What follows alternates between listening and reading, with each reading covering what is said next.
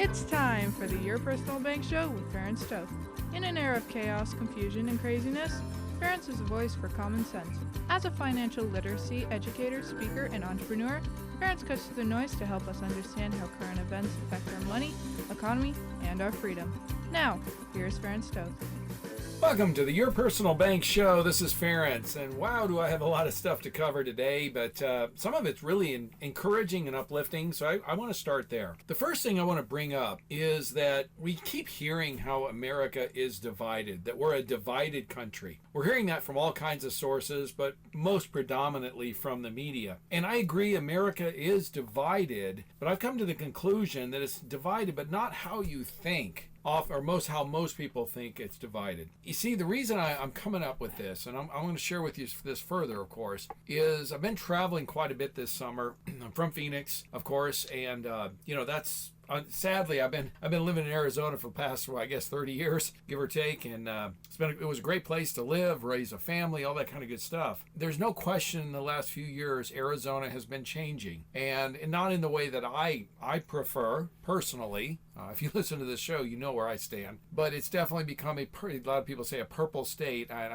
I would have to tend to agree because of so many of the people moving into the state from other places like California and from the southern border, etc. My point is the country is divided, and I've seen both sides of it, and I deal with clients, like I said, all over the country. There's other parts of the country, like I've been spending some time in the southeast here, where it's not so divided at all. In fact, the general consensus is far more what I am familiar with growing up. I grew up in the Midwest, small town, raised on a farm, that kind of thing. Pretty conservative background growing up. Like I said, I was in the military, all that kind of stuff. So it's more what I'm familiar with, right? And I'd say there's not a lot of division, disagreement in this part of the country because the vast majority of people agree, and they generally lean towards being pretty conservative, and they love their country. You know what I'm trying to say. But the division in the country that we're seeing, it's not Democrat versus Republican, it's not conservative versus liberal. It's really, the difference is those folks who love America, their country, the society that we live in,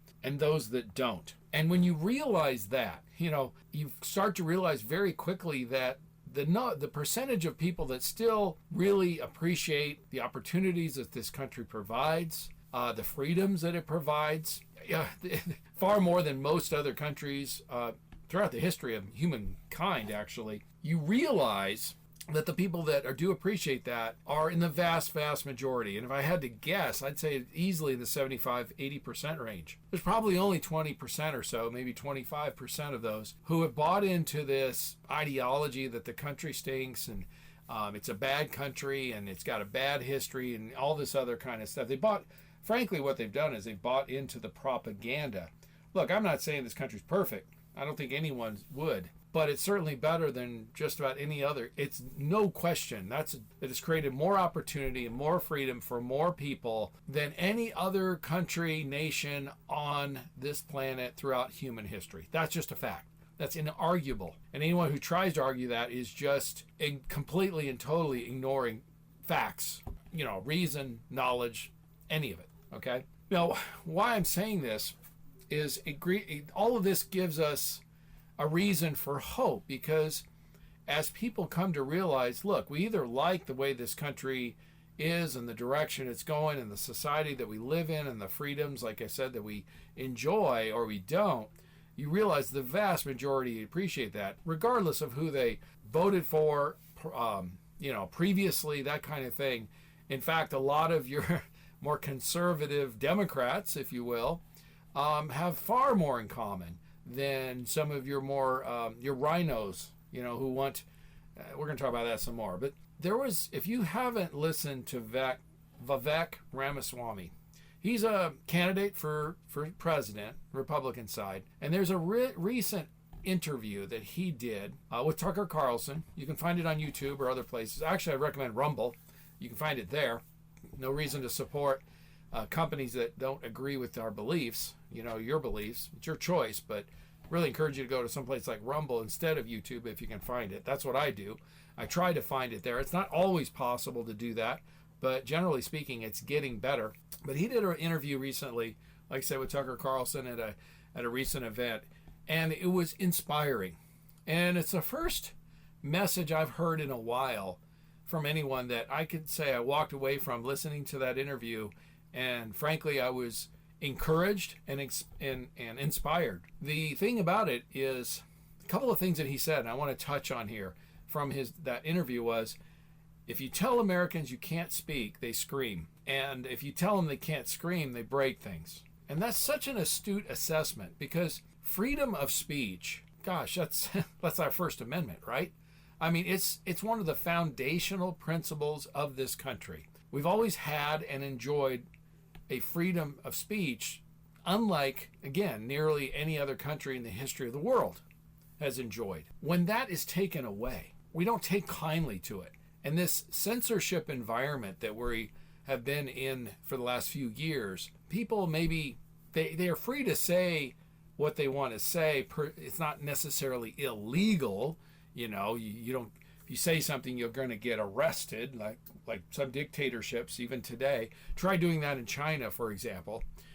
Try to go up against the people in power and denounce them in China or Cuba or Venezuela or Russia or any of those kind of places and see what happens, right? North Korea, right? You're not going to, per se, get arrested like that. A lot of folks have a lot of concerns. They're afraid of, say, losing their job or their career or getting censored or those kinds of things. So it's an effort being proclamated by our government and big business, and we're going to discuss some more of that today, holding people down and keeping them from saying what they really feel and think. And I've shared that on this show many times. My first, this show started as a financial show, and it still has a financial focus. I try to discuss money, how everything out there, the economy, current events affect our money, our ability to make it, save it, pass it on to others, right? I got into more of the current events. The COVID shutdowns occurred because for me, that was the straw that broke the camel's back. I couldn't believe that our government felt like they had the right to shut down somebody's small business.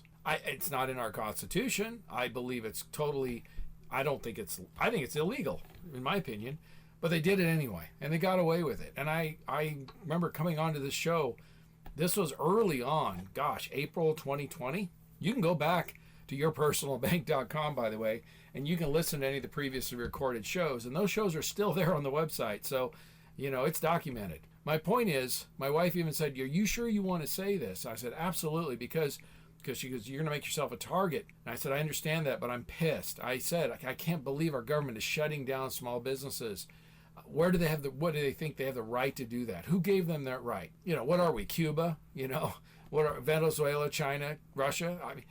And I even shared with that, how my dad literally risked his life escaping the Soviets in Hungary, ended up coming to a better place, America, and starting over and doing it the right way. And I'm first generation. And so that really hit me hard. And ever since then, I've been paying attention, and I've become very, very politically active since, where I really wasn't before. I would vote. I usually start paying attention. I think like most people, I was out there raising my family, building my business, living my life, right? During the off years, I really didn't pay much attention. Presidential years, I would typically, when the debates would come along, I'd watch the debates, start figuring out who I would want to vote for. And unfortunately, in most cases, it was voting for the lesser two evils, in my opinion, who's in a lot of the case, who was going to interfere with my life less, who was going to spend less money and, tax us less, that kind of thing. Those were really my focuses back then. And, then I would vote and then, go back to living my life. I believe that was how a majority of Americans lived. And there's still some that do today. But again, the situation with the government, the overbearing bureaucracy as it keeps growing and interfering in our lives more and more, has forced us to pay attention. And that's solution ultimately to turning this ship back around in the right direction. And as I was sharing with some folks I just talked to today, where this is the common message, this is the common feeling I have with people, is they're frustrated. And like one of the guys said, I agree with you completely, but I don't pay that close attention because it just frustrates me. And I said, I get it, but if we keep putting our head in the sand, it's only going to get worse. It's not going to get better. evil triumphs when good men do nothing, right? The reality is we have to step up. We have to pay attention.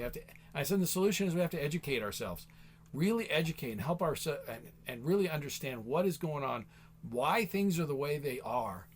And I always say, follow the money, right? That's typically will help you understand why things are the way they are, which we're going to discuss further more on that today. As I was sharing with him today on that very topic, I said, here's the point. He goes, I know people that, they just, no matter what, for example, they just hate Trump with a passion. It's emotional, it's visceral, and they would never vote for him. So I don't know that, even though I like his policies, what he did, I think he's too divisive. It's not, all that kind of stuff. And we've all heard it. You know what I'm saying? Shared some of those same thoughts myself. As I stated to him, I said, again, the real solution is educating ourselves to why things are the way they are and encouraging and supporting the candidate that we believe is going to actually follow through on it and not just be a puppet and listen to the elites or the bureaucrats and keep them in power and in charge, but to listen to the person that we believe is actually going to represent our interests.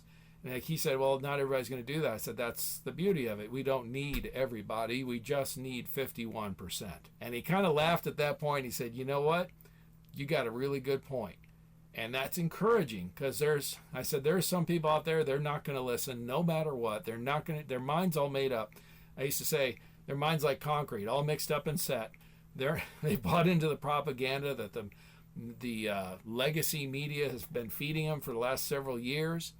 And they're just not going to change their mind. And that's okay. We don't have to convince them. We don't have to convince everyone.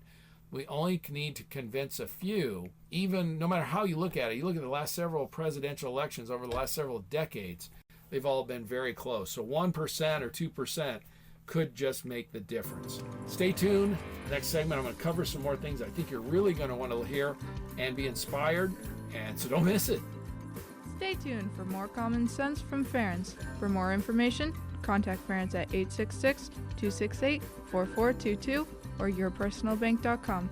That's 866-268-4422.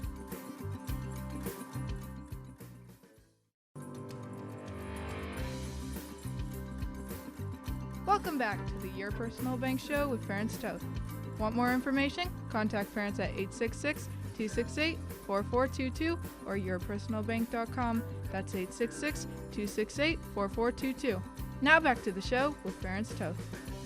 Welcome back to the Your Personal Bank Show. This is Ferenc, and as I was sharing, I'm going to share some more of what I heard was a very inspiring message, and it was an interview that with Vivek Ramaswamy, who's a candidate for the president, the Republican side, and it was if you want to see, check out that interview, go to Rumble or whatever, and you can find it. But it's very inspiring. Another one of the key points that Vivek made. Today we're starved for things that have real meaning: faith, family, country, that type of thing. And though a lot of those things have been replaced with other things that have been fed to us, things like climate, transgenderism, and race. He's right. The reality is, human beings have to. We're wired this way. We want to be a part, to inspire human beings. We want to be a part of something bigger, greater than ourselves. And if that isn't some of the things that have real meaning, again, faith, family, country, those kinds of things that give true satisfaction to people, those folks are going to replace it with other things. And the things that have been shoved down our throats lately, of course, is this climate, transgenderism, and racism. One of the things I find interesting, this again, another reason for hope, is being called a racist for a lot of people was probably one of the worst things you could do. And it's been happening so frequently lately for things that are just obviously not racist by any stretch of the imagination. Okay, it's just being overused, and people are starting to ignore it. Much like the boy who cried wolf. If you cry wolf enough times and there's no wolf, eventually when there's actually a wolf, nobody will listen, right? That's what's going on. And here's an example. If you've been paying attention, the whole Bud Light, controversy or whatever, people got sick and tired of being force-fed this woke ideology, and they said, Bud Light crossed the line. They said, that's it, I'm not drinking their beer anymore. And Bud has been paying for that decision, billions and billions of sales lost in dollars, and it's continuing. I don't know when it's going to end, but good, and it's like it was not like it's an organized boycott. It's just a good number of people coming to the conclusion roughly at the same time, saying, you know what, enough's enough. If you're going to force that ideology down my throat, I don't have to drink your beer. There are other beers, right? That's an easy decision to make. Here's another one, more recent. You probably heard Jason Aldean. He's a country music star, and he's got a song out that came out fairly recently, like in May. It's called Try That in a Small Town. Well, apparently recently, some wokesters, whatever you want to call them, tried to attack the song as being racist and pro-lynching and all this other kind of stuff. Reality is, I've listened to the song. I don't see anything in it being as racist. Again, it's a dog whistle, right? And so the reality is, they're trying to get it. They're attacking him because he's conservative. He's a country music star, that kind of stuff. They're just trying to censor him, right? Like they've been doing to so many people over the past few years. Well, here's the funny part. The response has been this song is now shot up to #1 in the charts. Jason actually is getting rewarded because he's getting attacked. I believe we're going to see more and more of this type of thing as we go forward. People, again, are just sick and tired of this. Enough's enough. This whole climate and transgenderism and racism, as like I said, are dog whistles. They're actually not real. And the reality is, and I've heard a lot of people talk about this, is they're nothing more than designed to divert attention from real failures. They sound bad, so it's like a car accident when somebody's driving down the road. It's hard not to see, not hard not to slow down and look at the accident, right? Even though most people, they don't want to, but it's just hard not to do that. So when they're screaming racism or climate or whatever it is, people are going to slow down like the car accident and look at that instead of the real failure. What are some of the real failures? Well, most recently, the disastrous COVID policy. As I stated before, at this point, pretty much, and it's been public record and admitted, just about everything they did revolving around that was absolutely detrimental and wrong, okay? It was good for additional government control and power, but bad for individuals, okay? The government spending too much money, causing enhancing inflation, okay? They're causing it by the spending of this money. I've talked about this so many times on the show. Controlling the money gives the representatives more power. I get it, but they don't want people paying attention to that. They want to divert the attention from their excessive spending and the problems they're causing, like inflation. And so they throw out these dog whistles like racism or transgenderism or saying a boy can be a girl or whatever it is. More and more people are coming to that conclusion and realizing that, again, it's just a dog whistle. It's just noise. It's the boy crying wolf losing its effect, and that's encouraging. Let me give you another failure. The military.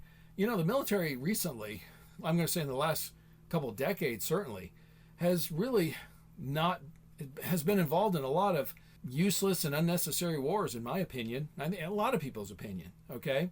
And the only real purpose of these wars was to make money for those in the industrial military complex. I mean, again, follow the money. Let's be real. And even Eisenhower famously warned against the power of the military-industrial complex in his farewell address. I mean, if there's anyone should understand it, it would be him. He was the general in charge of the Normandy invasion during World War II, and then later president of the United States. Certainly, Eisenhower is somebody that would understand the military-industrial complex. And again, he famously warned against it and the power that it was wielding and influence that it wield. Again, these wars, like my opinion, I've shared some of this before, and I think it's more and more people are coming to this conclusion, is a lot of this stuff with the wars we're dealing with over with Russia, fighting Russia and all, is really only benefiting those that profit off of war. Let's be real. I mean, most recently, we've heard how our own military has admitted to having a shortage of ammunition. I mean, you're talking about something that's embarrassing. That's truly embarrassing. But who does that benefit? Well, those that manufacture ammunition. If we give away a bunch of our ammo to fight Russia, guess what? They get to build more, make more money. It's about profit. You see, it's another point I want to bring up, I think, in the next segment, because I want to get into this. I want to have the time to get into it. But since we're on the military, I saw this article recently. I thought it was really good. DeSantis unveils plan to start ripping all the woke out of the military. And you know what? I like what he's talking about here. Look, I'm not saying, I like DeSantis, okay? I like Trump. I like his policies. I'll say that much. I've been adamant that I'm not necessarily a huge fan of his personality, but I like his policies. I've mentioned I like Vivek. Just because I'm supporting one, that's another thing, or I like one doesn't mean I'm not, against the other one. But there's some good ideas here that need to be addressed, and understand, DeSantis did serve in the military also, so he has some knowledge about how this works. But like he said, lethality, readiness, and capabilities must trump political agendas like the Green New Deal. These ideas of having electric vehicles in the military is just stupid. They're not as efficient yet. The technology's not there. You want the most efficient fighting machine. You don't want to have an electric tank that needs to be recharged, for example. That's just inherently stupid. But, you've got other things in here like that. You got things like the money that's going to Black Lives Matter, even that they were. Let's put it this way. You got, this one, I love this. The designation of active duty drag queens for online recruitment with the Navy. You've got to be kidding me. You really? The typical young adult male who's going to be inclined to serve in the military is going to be motivated to join by a drag queen? And if they were, that's probably not the type of person you want in the military. Let's be real. Who benefits from this? Who loves this? Our enemies. You gotta realize China's probably laughing their asses off, okay? The vaccine mandate that the military imposed, forcing out a whole lot of really good, career experienced military members. That was just pure stupidity. There's so many things. Drag queen shows on military bases. I'm sorry, that does not apply. The the diversity, equity, and whatever they call it, inclusive department now in the Pentagon should be eliminated immediately. And DeSantis is right. That money should go towards buying more ammo that's been given to Ukraine, right? The military is there to break things and kill people, and that's where its focus needs to be. And look, doing these other things is bad enough. The problem is losing the focus on what they're really supposed to be there, what they're supposed to do. That's the problem. So I've got another really good thing I want to discuss in the next segment. So I'm going to really encourage you to stay tuned on that. But if you do want to contact me, because I have hope for the future. I'm not totally negative on the future. I want you to understand. But I do also recognize that things could get much worse before they get better, or there is this distinct possibility they're not going to get better. I don't think anyone can predict. I have hope for the future, but I don't know that anyone can truly predict what is going to indeed happen. You have to be prepared for whatever may happen. You should diversify. You should create some tax-free bucket of money, okay? Because what are taxes going to do in the future, especially with all this spending? Again, diversification is always a good idea, but in times of economic uncertainty, it's a necessity. You can't have all your eggs in one basket. If you're all in real estate or all in the stock market or a bunch of it, if you're overexposed in one area and not diversified in the other, that's just not wise financial planning. It just isn't, okay? And having some guarantees in case things go south, because they certainly can do that, okay? I'm not predicting it. I have hope for the future, but I recognize it certainly can happen, okay? You need to be prepared for that. Your personal bank can do all those things. It also can help you offset inflation. It can reduce your cost of borrowing. It can increase your rates of return. It can help you create a positive cash flow with your money, much like real estate investors do with real estate property, creating positive cash flow. How'd you like to create positive cash flow on your money? Think about that a minute. These are important and powerful tools that your personal bank can do. So I'm really going to encourage you to contact me for more information. And I'll send you a couple of the interviews I've done recently on the radio that really explain this and go into depth further on how this can work and really enhance your financial future. So really going to encourage you to contact me to get that information. I'll send you those interviews. I won't bug you. If you're interested in info, I'll be happy to talk to you. If you just want the info, I'll send it to you. If if you want more help, I'll help you. I mean, I'm busy enough as it is. I won't be bugging you, okay? But you will get the opportunity to talk to me if you want. So I encourage you to do that. Stay tuned in the next segment. I got some really interesting thoughts that I think you're going to really appreciate, so don't miss it. Stay tuned for more common sense from Ferenc. For more information, contact Ferenc at 866-268-4422 or yourpersonalbank.com. That's 866-268-4422.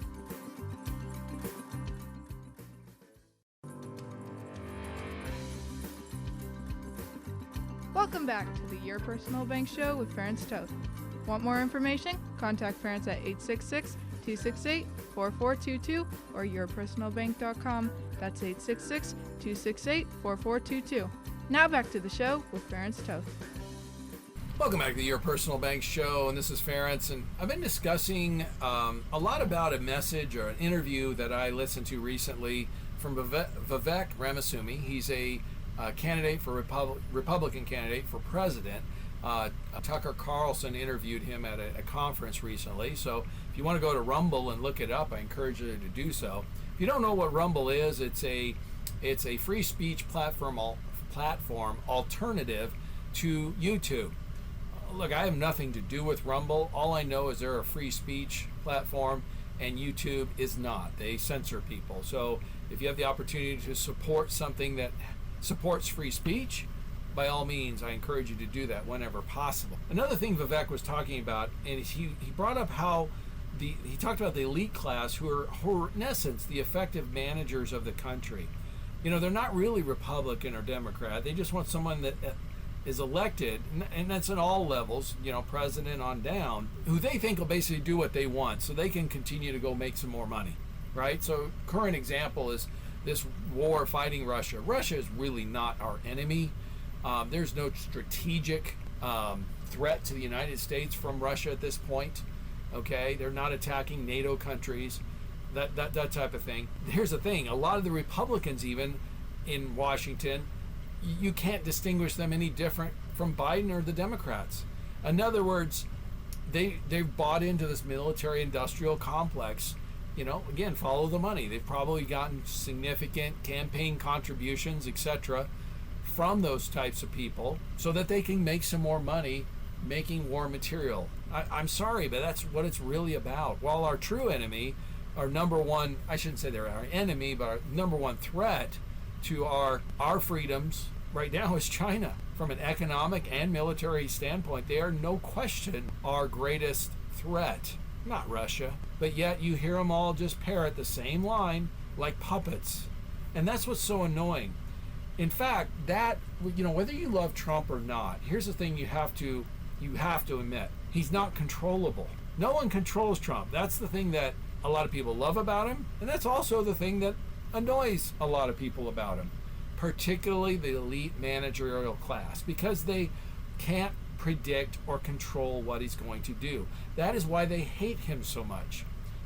He threatens their livelihood, their business, their way of making money, the military industrial complexes I talked about in the previous segment. You know, even many of the big Republican donors are among them because they're globalists. They make money from the chaos, if you will, or the status quo, or, you know, our military, or our military weapons going to Ukraine, for example. They're benefiting from this type of stuff, so they want to see it continue. Ukraine was famous for being the most corrupt country in the world for money laundering and all that type of stuff. I'm in the financial industry. I know this, okay? And so there is a lot of, let's face it, let's be real, there's a lot of that type of stuff. Big money people were benefiting either directly or indirectly from that. And so the reality is they're more concerned about benefiting themselves or their business than they are about for their country. And that is why they hate Trump so much, why they attack him so much and continue to do so. Folks, that's the reason why normal, average, everyday Americans who love this country need to support Trump or somebody like him who is not controllable, who's not a puppet, who's not going to do what the managerial elites want. The question I've been asking for a while now is, where are the elite patriots? Where are the people that have done well because of the freedoms and opportunities and this country has provided and offered them, and have a sense of appreciation and gratitude for that, want to give back, want to make this a better place rather than just being looking out for themselves, being selfish. Let's be real. When's enough enough? After you've made millions or billions even, when is enough enough? I've heard many very, very successful people say after a certain point, you have enough money, you could pretty much buy anything you want. You could stop working the rest of your life and you would be fabulously wealthy. And they yet continue to pursue those endeavors, whatever it was that made them wealthy, as it were, typically. And like they said, at that point, it's just a game. It's just a game to them. Okay, folks, it's a game. I get it. And I understand they get ego and a lot of satisfaction from playing and winning the game, the financial game of life. I get that. But my question is, when's enough enough? And when is there a sense of appreciation and gratitude to help others and make this country a better place, rather than just looking out for yourself and benefiting yourself, or like have been seeing recently with all these hearings, the Biden family. Boy, it sure seems like nice to have the last name of Biden, because the latest IRS whistleblowers are now stating that that they're saying that the Biden family's received something like $17 million from foreign sources illegally and hasn't paid any taxes on it. If you or I did that, we'd be in jail. Okay, we all know that. So that's the frustrating thing, because we're seeing it from the very, very top, and of course that leadership makes a difference, and that trickles down. And I guess that's part of the reason why we're not seeing so many of those elite patriots. If you go back in history, and I was again even sharing this with some folks today, and then not realizing that, just not knowing the history. That's one of the things that was so remarkable about our founding fathers. In fact, they pledged, when they signed the Declaration of Independence, for example, they pledged their fortunes and their lives. They put it all on the line to create a better country, to create a democracy, a place where there would be opportunities for everyone, not just a few liberal or a few elites. And the thing was, vast majority of the founding fathers were very wealthy individuals, very successful. In fact, George Washington at the time, this is what this person didn't know, was the wealthiest man in the colonies in the U.S. at the time. He was the Elon Musk of his day, and he put it all on the line. He risked his life literally by signing the Declaration, becoming part of the Constitution, creating a new country. Better, so make it better for others. That's what's so remarkable about those people. In fact, Ben Franklin famously said after signing the Constitution, he said, "Gentlemen, we either hang together or we'll all hang separately." And what he meant by that, and he was absolutely correct, is if they got caught by the British troops, remember, they were rebelling against the king. A king is nothing more than a dictator in fancy robes. They would be hung, killed for treason, for what they did. They knew that. That's how remarkable that was. And it'd be nice to see a few of these patriots, elite patriots, standing up for the country and making it a better place and showing a little bit of sense of gratitude for the success and the opportunities that this country provided for them to allow them to have that kind of success. I think the closest thing I can come up with right now is Elon Musk is kind of an elite patriot. He's coming around. I don't know if he's full blown that, but his purchase of Twitter certainly was an elite patriot move. And what I mean by that is he bought a company that was losing money. He did not do it for financial reasons. He didn't have to do it. In fact, he knew, and he stated himself, that if he purchased Twitter, that they would come after him. He would catch hell, so to speak. But he did it, and it would negatively affect his other businesses, like Tesla. But he did it anyway because he felt like that free speech was that important to protect. Again, free speech is one of the very foundational principles that this country is founded on. He understood that as an immigrant. It's funny, the immigrants of first generation sometimes understand and appreciate these things more than others. There's still hope for the future, and there's an example of, and I'm sure there are others, I'm just not aware of them, not too many of them. There's some, and my hope is we see more of that as time goes forward. I think we will because so many things have gone so far downhill, the wrong direction, in terms of the people that do not like this country, as they talk about all the time, fundamentally changing this country. Look, you have a country that has provided, over the last couple hundred years, more opportunity and more freedom and more success, financially and otherwise, for more people than any other country or society in the history of mankind. That is a fact that's undeniable. And to shy away from that is just foolish. Anyone that wants to change that, the most successful country, society in the history of mankind, and you want to change that to something else, you have an agenda or you're a fool. I don't know how else to put it. It's just that simple. But again, there's reasons for hope, and I'll give you a couple quick ones. Going back to the military one, I saw this article. I thought this was great. One of the young teens was talking about, and they were suggesting that if instead of to join the military, often the GI Bill has been an incentive for young people to join the military because it can help pay for college, right? Well, today that's becoming less and less of a carrot because university enrollment is declining. It's down about 10%, by the way, over the last 5 years. I consider that a very good sign.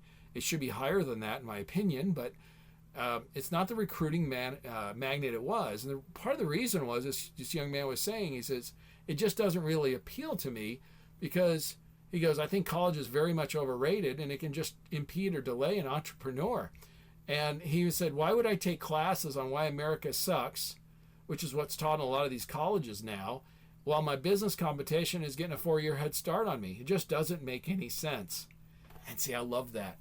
That's some of the common sense that we're starting to see come out from people realizing that why should I go to college just to get indoctrinated or have to deal with listening to a bunch of gobbledygook woke ideology that I don't agree with, I don't believe in. I know for a fact that although this country isn't perfect, it's the best society country that's ever existed in the history of mankind. Why do I have to sit and listen to that and then waste 4 years, like he said, when I could just go start my own business and my competition's getting ahead of me anyway? That is astute. That is wise. That I think that young man's going to go places in this world, and that is also a cause for hope. Stay tuned. The last segment, I got a couple other thoughts I want to share with you. I think you're going to really find interesting, so don't miss it. Stay tuned for more common sense from Ferenc. For more information, contact Ferenc at 866-268-4422 or yourpersonalbank.com. That's 866-268-4422.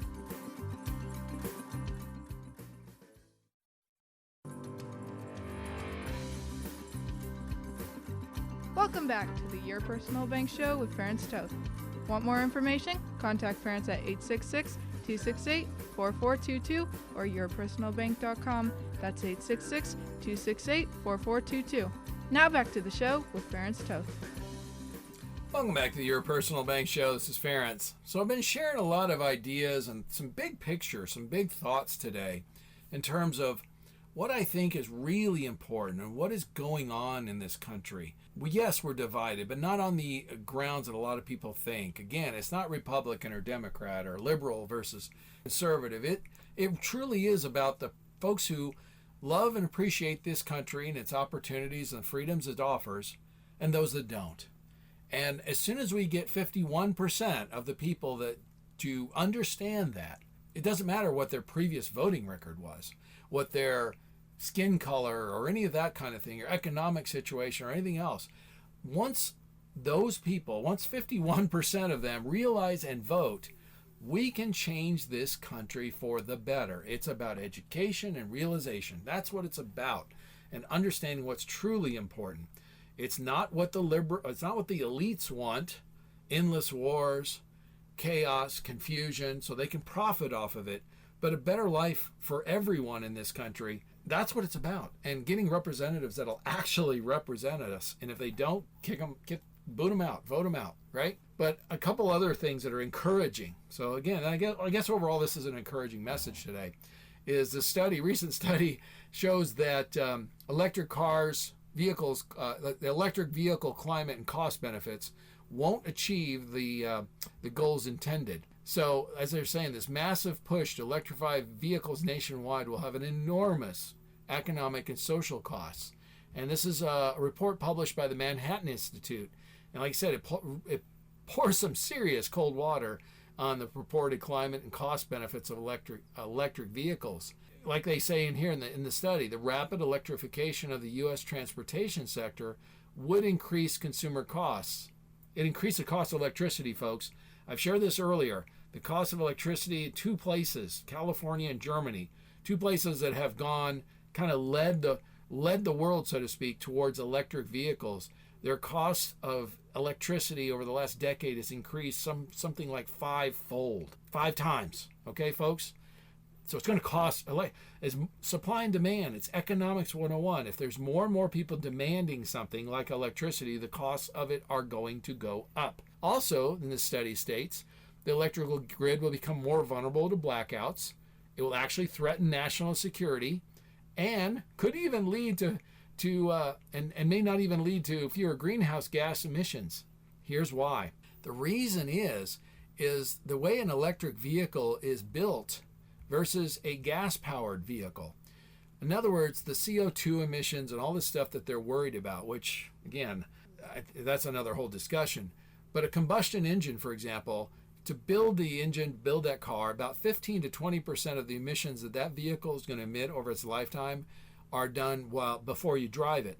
And then the remainder are emissions by driving it for the life of the vehicle, okay? So let's just say 20% is because there's manufacturing, manufacturing creates emissions, right? Building a car creates emissions, factories, right?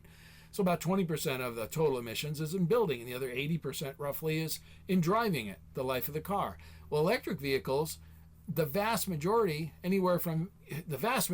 is of the emissions are caused in building the car, okay?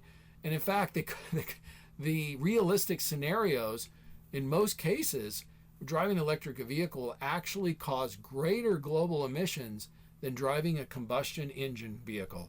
And the reason why is because emissions are far greater in building fuel tanks, batteries, and things like that. And these are rare earth metals, difficult to acquire, and take a lot of emissions to manufacture and build. So that's what's interesting is these people that are claiming that it's going to reduce the emissions of the environment and it's environmentally friendly and all that. The interesting thing about it is they expend more emissions just building the darn thing before it's even used. Traditional combustion engine vehicle does over its entire lifetime, including getting it built. And that's what this study points out. So again, there's people that are just not going to listen. Again, I was talking to folks today and they're saying, well, they know folks that will never vote for Trump and they're just die-hard green energy people and they won't listen to reasons or facts. Okay, that's fine. You're always going to have some people like that. They've bought into the propaganda. Joseph Goebbels talked about it. He was Hitler's propaganda minister. And he stated himself, if you repeat a lie often enough, it'll become fact. It'll become truth for many people. And so if somebody allows themselves to be propagandized and close-minded and will not listen, okay, they're irredeemable. They're a lost cause. Move on. Don't waste your time. Again, like I stated to these people, we do not have to convince everyone. Do not have to educate everyone. Not everyone has to look at the facts. Just 51%. And I believe, again, from my discussions with people literally all across this country, that easily 80% of the folks understand what's going on. If they'll vote accordingly, if we can get, again, 51% of them to vote accordingly, vote for people that will represent us, represent our interests, not just the elites, the bureaucrats in Washington, that kind of thing. We can get enough of them in there that will reduce the spending, reduce the power, of the federal government, and get the right people in there. We can turn this thing around. The opportunity is still there. So one of the last things I wanted to share today before I run out of time is I always have to share a stupid idea. Well, here's one of the stupidest ideas I've seen in a while. It's Illinois. Illinois has now become the first state to eradicate cash bail. They passed a law to eliminate cash bail for criminals, and it got challenged in court, of course, and it went up to the state Supreme Court, and they decided it did not violate the state constitution. So apparently in September, this is going to go into effect that in Illinois there will be no cash bail for criminals. What do you think's going to happen? I mean, let's just use a little bit of common sense here. Who benefits from this? The answer is the criminals. Obviously, not the victims, the criminals. If we want to really get cynical but real, why would something like this pass? Why? It's overwhelmingly Democrats, of course. Who financed these people to get into office? A lot of these are crime syndicates, folks. All right, let's be real. There's money coming from that kind of stuff, and they're going to benefit from it, right? I mean, I don't know how else to put it. Follow the money, right? Let's be real. Now, hopefully, the positive that could come out of this is things will get so bad so quickly that the majority, again, 51% of Illinois residents will say, you know what, or Illinois, whatever, residents will say, enough's enough. This is ridiculous. Vote these bums out. Let's get people in there to turn this around and keep criminals in jail. Benefit victims, protect victims, not criminals. We'll see. I believe it'll happen. We're just going to see how long it's going to take, aren't we? In the meantime, probably not a good idea to go on vacation in Illinois, especially in places like Chicago. And I'm sorry to say that because this show airs in Chicago, okay? Will I be making any plans to go there in the near future? I don't think so. I'm not foolish. Sorry, but I'm not stupid. And guess what? A lot of individuals and businesses are going to come up with the same conclusion. So you folks in Illinois, I feel bad for you, but you need to wake up, smell the coffee, and 51% of you need to say enough's enough. Stop these stupid politicians with these stupid ideas and coming up with things like cashless bail. Give me a break. Just give me a break, man. That's ridiculous. Again, that's one of the stupidest ideas I've seen in a while. Well, I'm going to wrap this up here. Again, finishing with the thought that, again, yes, America is divided, but it's divided on grounds of what kind of country do we want to live in? Do we want a country of opportunity and freedom, or do we want one of just, a dependency? And what is important in life? Is it making more money? I saw a study on that saying something like 45% of people now believe that's the most important thing. Or is it faith, family, country, the things that actually have real meaning in life and get people's lives, and it gives them real meaning and real reason to get up in the morning and make a difference and make this world a better place. You leave it a better place than the way you found it. And maybe my point I'm trying to get at, and that's one of the things that I guess drive me. I refuse to be silent, and even though I understand some people get turned off by that, it's funny. It's a financial show. I focus on financial stuff. I also focus on current events and politics and stuff. And when I talk about financial stuff, which I've done quite a bit lately because, there's not an election coming up, so a lot of financial literacy. I get a lot of positive comments from that, and I really appreciate it. A lot of educational content. When I get onto the political views and stuff, I get positive there, some negative, of course. But I'm just sharing from my heart what's important to me, what I believe is important to our country, to all of us. And the reality is, I get some people saying, hey, I want you to talk about politics more. I get others who say you want to talk about finance a little more. I try to discuss what I think is important at the time and just what I'm dealing with. The thing I want you to understand is I'm going to stand up for my principles, what's important. I have passion. I'm successful but not greedy. Enough's enough, you know what I'm saying? I have plenty of clients.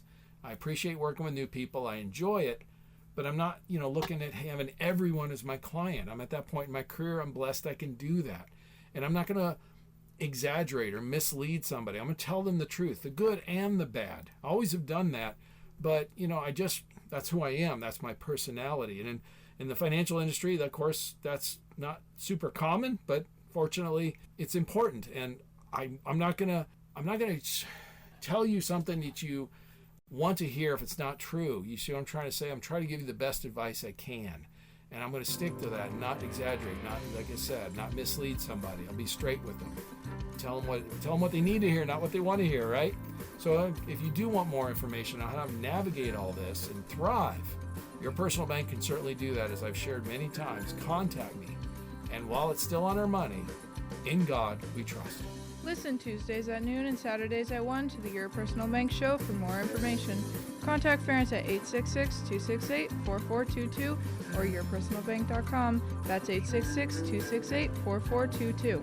This show is designed to provide accurate and authoritative information. The presenter and guests of this program do not engage in legal, accounting, or tax advice. Professional advice regarding your situation should be sought if required. Some products discussed may have limitations and not be available in all states. Excessive unpaid loans may affect performance. Distributions may become taxable if not managed properly. Replacements may not be suitable for everyone. There may be charges when replacing coverage. Dividend rates and bank line of credit rates may change. For current rates, contact Ferenc at 866-268-4422 or yourpersonalbank.com. Again, that's 866-268-4422 or yourpersonalbank.com.